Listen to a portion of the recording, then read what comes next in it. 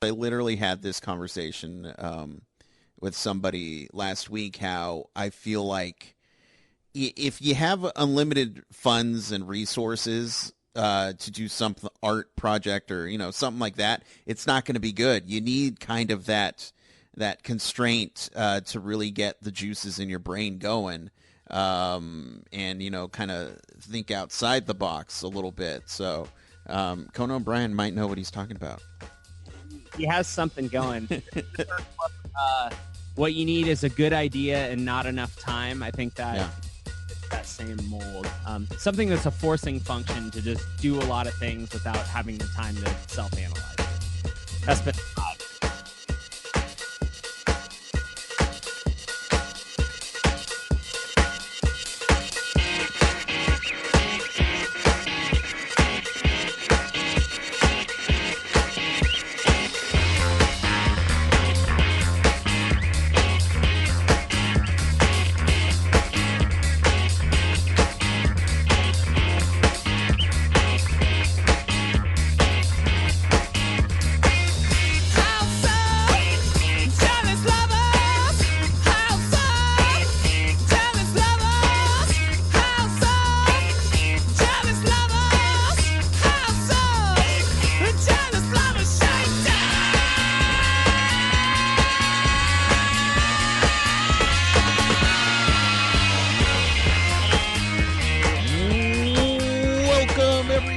Casting for Two, the podcast that is always hosted by me, Chris. Welcome everybody to episode number 399. One away from episode 400. Episode 400, by the way, is in the can. It's recorded, and it's going to be a long episode, so I hope you guys are ready for that, and that should be coming out later in the week.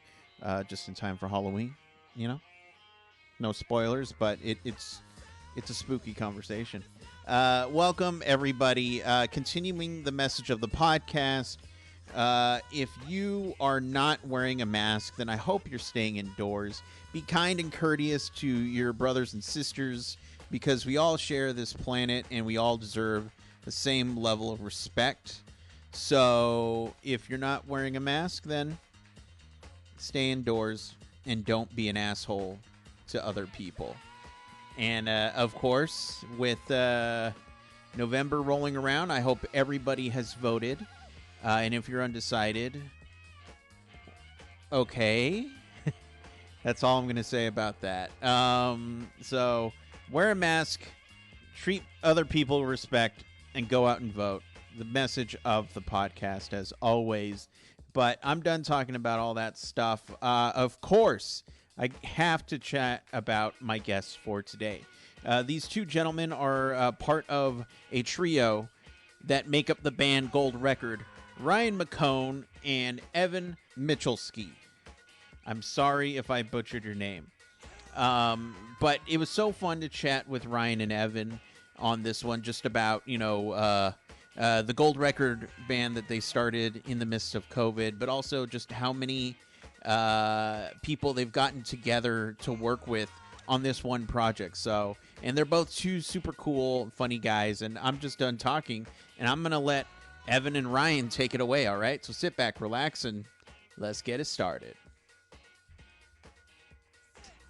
I don't know what day it is. After a certain point, I'm just like, I don't know. Who knows? There's weekdays, there's weekends, and very little in between them. Exactly. And it's just one of, months, I don't know what month it is, obviously you know what year it is, but that's about it, Barely. Just hanging on. I like your setup here. I actually like the stand-up. You're like a stand-up comedian that's about to just rip. So, I mean, I have a boom arm that I use pretty regularly, right? And back in the day, I used to just hold the mic. Yeah, exactly. And I was just looking at it, and I go, when was the last time I held the mic for an interview? And so I'm just going to hold it then. I don't give a crap. Hear this, too? It's like it really feels like we got exactly. It's like Herb Welch from SNL, where he just Bill Hader just smacks the mic on somebody else in their face. But Yeah, I don't. It feels like it's another level of I got to stay alert. I got to stay awake and actually listen to what you guys are saying because and this is a huge pet peeve of mine. Too often when I look at interviews happening online, there are people who, oh, so tell me about yourself, and then they're on, they're all online, not paying attention. I'm just like, you're talking to somebody. Pay attention. Then get off your phone. So, and I'm talking to the interviewer. But yeah, no, I'm just like, why not? My next goal is I want to get like a couple of mics. They'll all be fake, but I get like the CNN, the like MSNBC. I'll just have like a pool of mics like I'm giving a press conference. Oh, okay, yeah. Now, are they all going to be live, like hot mics, or there's only going to be one? There's going to be one real one, a lot of fake ones, and that's going to be the whole screenshot. There we go. That's all you need. That's all you need. Hello, Ryan. Hey, Chris, how are you? I'm doing well, and yourself? Hanging in, brother. Good to see you today. Are we going to have the whole crew today? We might have the whole crew. Okay. You'll have Ryan for part of it. Noah might pop in too. Okay. We act as a collective unit, so the two encapsulate the. And it's so because I'm horrible with names and I hate getting names wrong. It's so nice to literally just see your name there. I'm like, okay, that's who's talking. Yeah, totally helps. It's a game.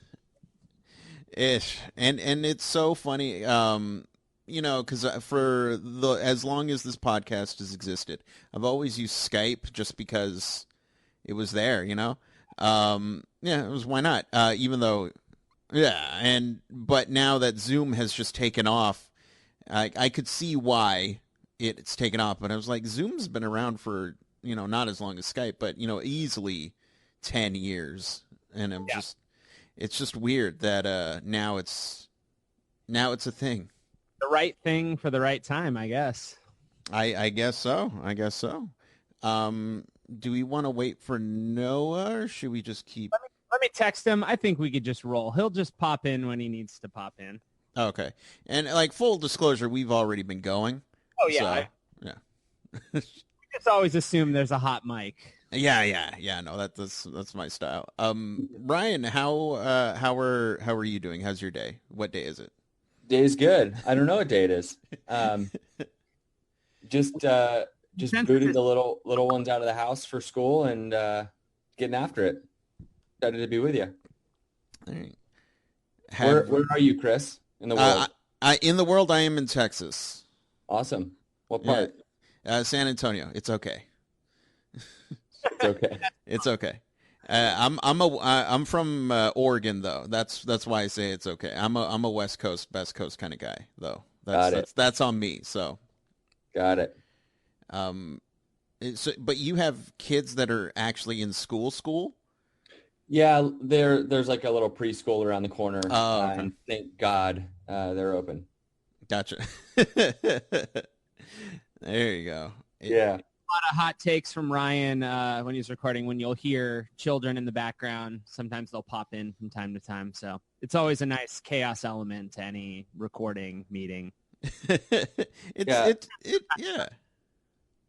just adds that extra piece of flair to a recording.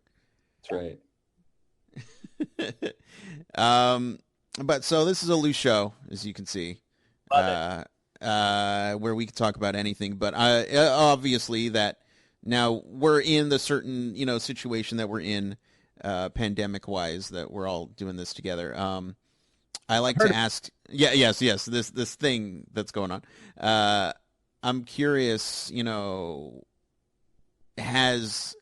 for you guys, it's going to be a little bit different because, I mean, obviously this project was made during the pandemic that we're in. So it kind of gets rid of the question I was going to ask. But, what was it literally like, look, I'm going crazy. I need my creativity's, flying through the roof. I need to do something. And then you guys all came together, or was it like you guys were previously talking and working together before the pandemic?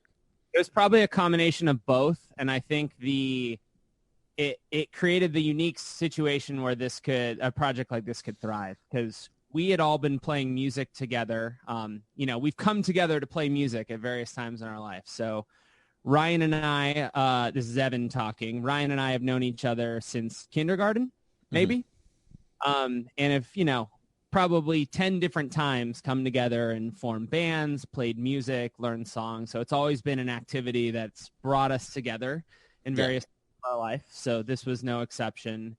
And with Noah, the third member of Gold Record, him and I played music together for 10 years in various forms. So it's always been something that we've naturally leaned on. So at a time when, everything changes, it's something that we would have done anyway. Right.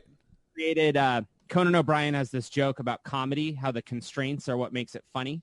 Mm-hmm. About how, the network censors they'd have to shelve a lot of jokes. But he's like, it actually makes it better because that containment, you take that same energy in a smaller space and something has to combust. Right. Comedy. And for us, it just happened to be music. So I think that was more the feeling. Like it created a circumstance where that creative energy just had to burst out, and Gold Record was born. And Evan's being a little bit coy. Those 10 or so times that we've made music, in our lifetimes, it's usually Evan calling me with, I have an idea. and I usually just jump in both feet because it's probably going to be great. Gold Record's a great example. Times it's been good. True. We should be honest. We should be honest with Chris. No, well, I mean, it's funny that you say that because I literally had this conversation with somebody last week, how I feel like if you have unlimited funds and resources to do some art project or, something like that, it's not going to be good. You need kind of that constraint to really get the juices in your brain going, and, kind of think outside the box a little bit. So Conan O'Brien might know what he's talking about. He has something going. What you need is a good idea and not enough time. I think that it's that same mold. Something that's a forcing function to just do a lot of things without having the time to self-analyze it. That's been and as a bunch of guys who have already collaborated with each other, was it easy, going and writing music and getting all this started, or was there just like at times, and I don't want to cause any drama, but was there like there's too many cooks in the kitchen? Like what? Like how do you guys work together? It's a good question. I think the answer was it was too easy. The way that surprised us, which kind of formed another one of the genesis to kind of form this group.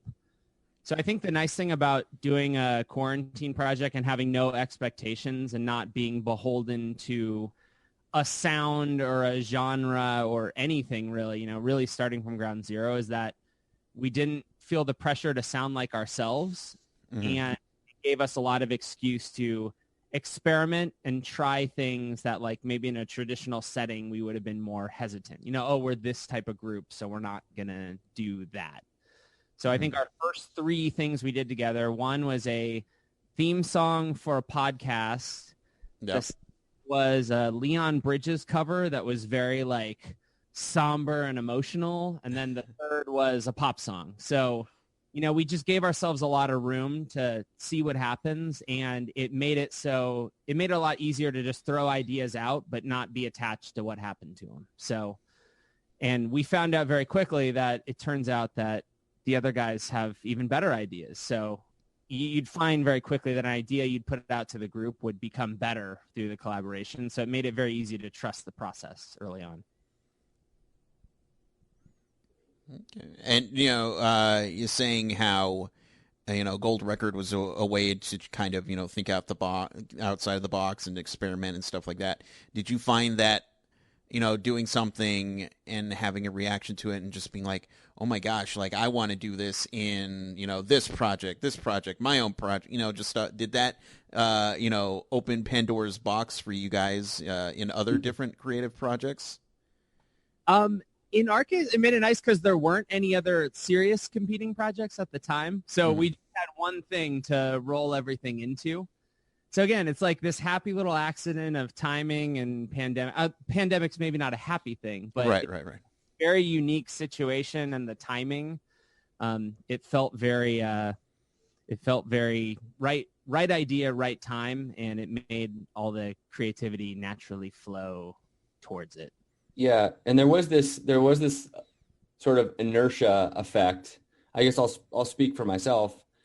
Seeing what we were all doing together allowed for, the creative energy to flow in different places. So, picking up the instrument, exploring a new genre of music, good little push in the right direction. And then Evan reminded me of one of our mantras, which is first idea, best idea. Mm. And we've with some of the producers we've been talking to, one specifically is like, wow, you guys really don't have any egos. You're not attached to anything. You guys aren't going to make it. You need egos. Yeah, right. Throw the whole thing out. But the fact of the matter is we have so much content that there's literally no time to have an ego, on to the next thing. Nice. And, and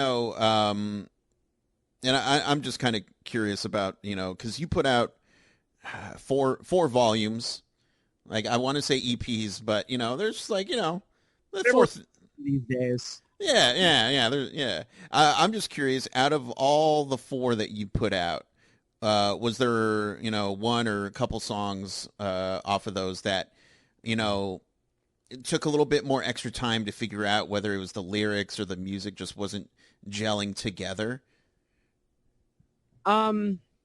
Maybe. Yeah, there's definitely different finishing patterns. So I think one that jumps to mind, there's on the second volume, there's a song called New Dimension. And that was the first like truly collaborative, all three of us threw in, like a third of the song type idea. Mm-hmm. I think that one maybe took longer because it just had more, there was more enthusiasm and more back and forth to that.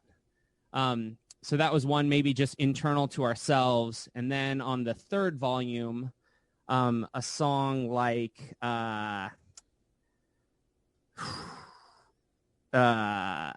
what's the title for Radiant Girl? Ryan, help me out. Die Forever. Die Forever. Titles. That was one a song where we had an idea, but we farmed it out to our network. So there. Drummer that plays. We reached out to Casey from the Velveteen, our favorite drummer. We reached out to just our favorite musicians and said, hey, you guys do whatever you want with this. Send us back the results. So that one took longer just by the nature of we expanded it outside our direct reach. So, I think there hasn't been a set time or process. It's really been kind of with each bundle of songs, hearing what needs to happen and involving the people to make that happen. Sometimes it's musicians, sometimes it's the producers and mixers we work with, sometimes it's just us farting around with it for longer. But I think go ahead.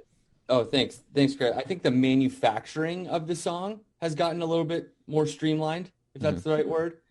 I think, early on we're just slamming a bunch of Logic files together and giving them over to the poor soul that has to, mix and produce it. The workflow, which I'm sure we'll talk about at some point, it's kind of a secret sauce, and I think it's something that we've improved, that Evan's improved since he's kind of the QB. And it's because obviously talking to you guys and you guys bring it up, it seems like it was a fun project, not only to just experiment, do whatever you guys wanted, but also, let's have, X producer, let's have this guy, let's have that guy.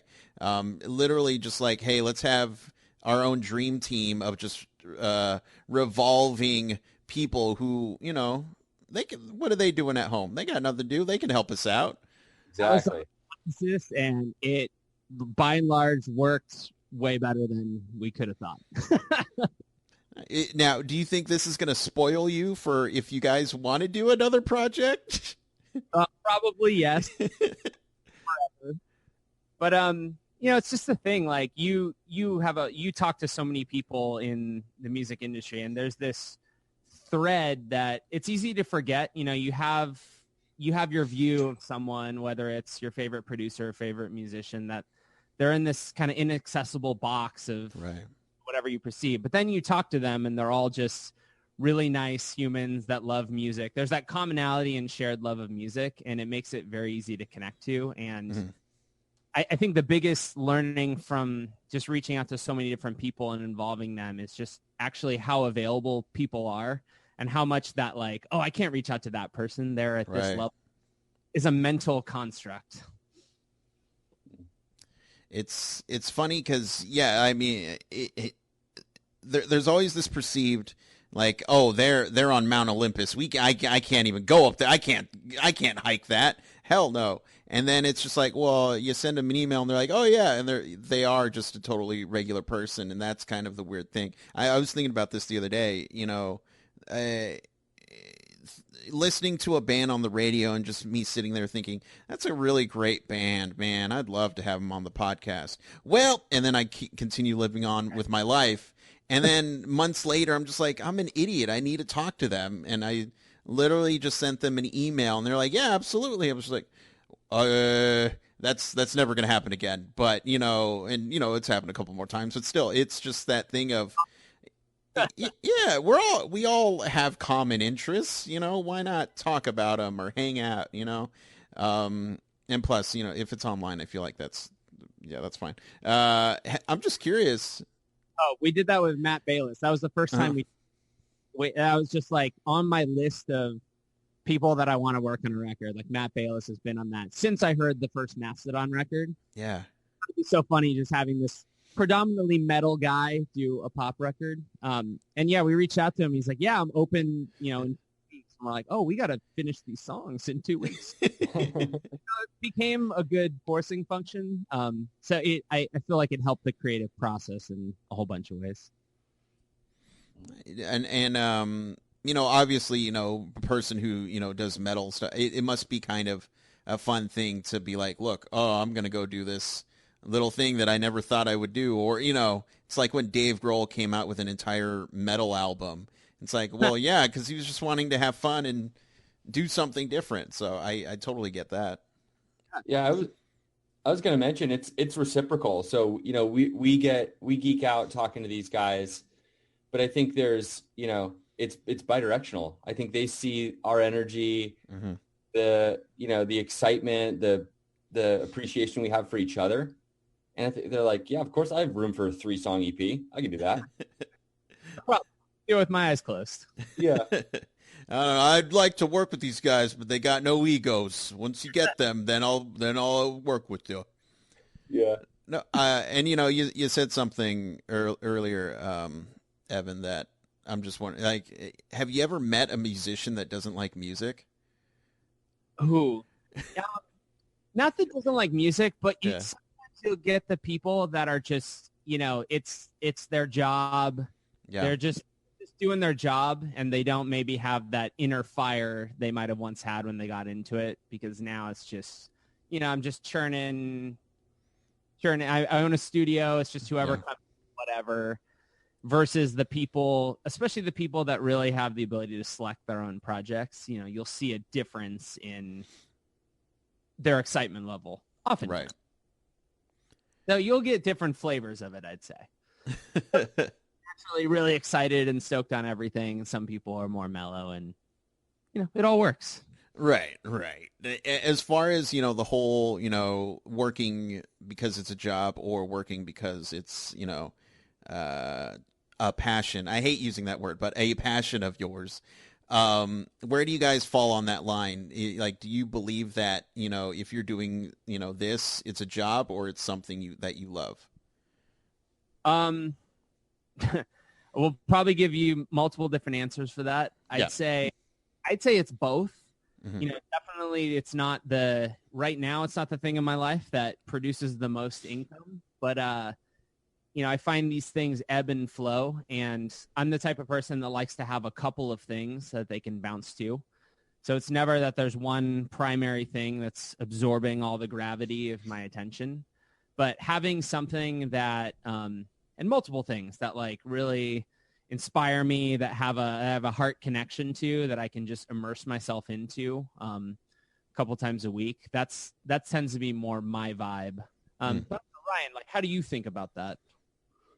I mean, if you're going to spend time doing something, you should have sort of a next level. I'll use passion for it. But I think that there's a couple other like sort of characteristics that would factor into that. I think you should be, things like curiosity, beginner's mind, like doing all these things. I think you should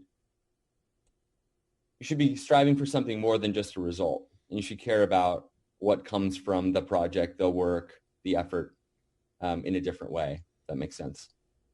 It's a classic Coan. It's both. It's like you need the passion, you need some like goal and projection, and those two things tend to work in lockstep. But I know it's like an unscientific way of getting there. That's kind of the magic, I guess. Yeah, no, absolutely. And I'm curious, with so many, people going through the record, and a lot of working cogs and all that good stuff. I'm just curious, if you were to play, do a live show for this band, is there one song in particular that you would just love to just play in front of people? Besides the entire project, I'm just saying, like, that. Favorite kid, right? So there is, and that actually informs, I guess, sort of the V2 of what we've been working on, or actually about to release. Because that's been the main, that we love doing recording, and we've been doing that. It's really what got this project going. The part that we've missed is, how do you play these songs live and replicate? Right. So what we're actually putting out with the next volume is this thing we're calling the Gold Mine. But essentially what it is as close to we can while in separate rooms in quarantine, like playing a live performance. And it's starting to play these songs with a band, right? Like, what does it sound like with a live drummer? How do you loop in a mandolin player on a I'm answering silly questions like that, but with a project and a music that goes behind it. So I think for a lot of these, we're starting to explore that. I think going back to our existing catalog, songs like New Dimension, and ones were in the beginning that started as this very electronic thing. There's a very fun process of breaking those down and seeing, like, how would a guitar fit into this? What would a live drummer sound like on this? So it kind of like gives the songs a second life when you start to do this. So all of them, but especially a song like New Dimension that has characteristics, and a song like Die Forever where it already has a lot of live instruments, but it wasn't those people playing it at the same time. Like, there's a different feeling to that we'd love to explore more, quarantine permitting. And it turns out there's totally space for mandolin in electropop. That's big learning. Been saying that for years. Do you have one, Ryan? The next volume or two that we're going to put out, there's a couple songs that I'm really excited about. They're really Noah Clarke's sort of brain children. Oh Honeybee comes to mind. That three collection of songs, I think, is some of our best stuff, and I can't wait for that to get out. Nice. When does the next volume drop? End of October, and we got a single coming out in the beginning of October. Gotcha. So getting it started, and then we got a Christmas album that's going to drop at the end of the year, which is cooler than it sounds. Don't discount yourself, Ev. Come on. I don't know. You hear Christmas album, and people get all sorts of things, but we were just very inspired by the season and wrote some pop songs celebrating it.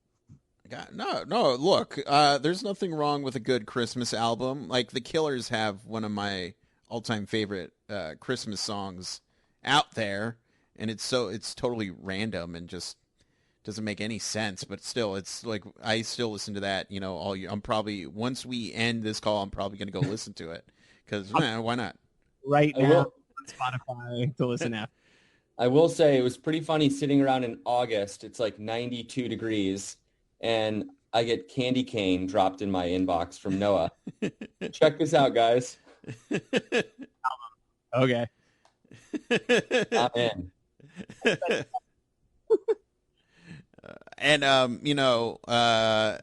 But before we go, one question that I really like to ask people in the music industry.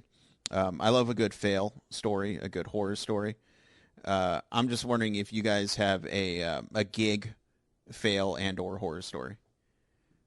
Ooh, I mean, so back in Noah and I's old life as touring musicians in another group, we traveled the country a couple times, and especially as a young band, it's more fail stories than none, and you definitely get the unique, humbling but really amazing experience of driving for 10 to 14 hours to a place and having the bartender, the bartender's girlfriend, and like half of the opening band go and see it. And it's such a funny thing because like it's a fail experience in one sense, but it's a story in another sense because like, well, we did just drive 14 hours to wherever we drove to and played a show. And a lot of times, interestingly, those shows where you played in front of 5 people and you still do what you do. You play your heart out. You've been sitting in a van for 14 hours. You might as well just give it you go. So we had a thing where we would like to pretend that we were playing Wembley Stadium when we were in front of 3 people. And, usually it's one of the people that was those 3 people that we still keep in touch with today that becomes our nearest and dearest friends. And that having that unique experience and then staying at their house afterwards. Yeah, it's a fail story in one sense, but it's a success story in another sense. I would just say all those times as the front, as the lead singer, I forgot words to the songs, and Evan had to bail me out. So I'll answer it a little bit more directly. We had another fail story that's also my favorite success story where we had a song and Ryan really wanted to play guitar on it, but it wasn't quite ready to like play guitar live, so we just had him unplugged but holding the guitar, and that's still a favorite of mine. It's literally like giving your little sibling the controller and saying, "Here, play along with me," but it's not plugged in. It's a totally different system. But you know what? You're gonna help me out. Let's do this. It works perfect. Everyone's. So, did people compliment you playing guitar, Ryan, on that one song? Oh yeah, like, man, we didn't know you shredded like that. You didn't?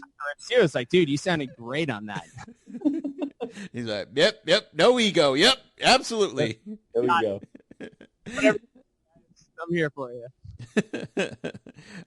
So for people at home who want to follow everything that you guys are doing, pick up the volumes as they come out, get hyped for Christmas, all that good stuff, where can they do all that? Ooh, Spotify is the best place. That's where, you throw a follow. 2021, our goal is to release a song every 2 weeks. So if you want a song coming at your inbox every 2 weeks of pop music experiments with a sense of humor, find us on Spotify, smash that follow button. But all the social channels, it's Gold Record, but minus the vowels. So GLDRCRD. You can find us on Twitter, Instagram. There's probably a MySpace page. Who knows? Nice. Thank you guys so much for chatting with me. Real fun time, and I enjoy the stuff that you guys are doing. I do want more mandolin, if I'm being honest. So I'll send you the exclusive, but it's dropping in probably 2 weeks. The first mandolin quarantine, quote unquote, live performance. There we go. you, coming from Gold Record. Nice. But I'll let you guys go. Continue to have a wonderful rest of whatever day it is. And, of course, stay healthy. Stay safe and stay healthy. Appreciate you connecting with artists, and have a good one. Yeah, Thanks, no problem. Chris. Of Take course. it easy, brother. You too. Bye-bye. All right.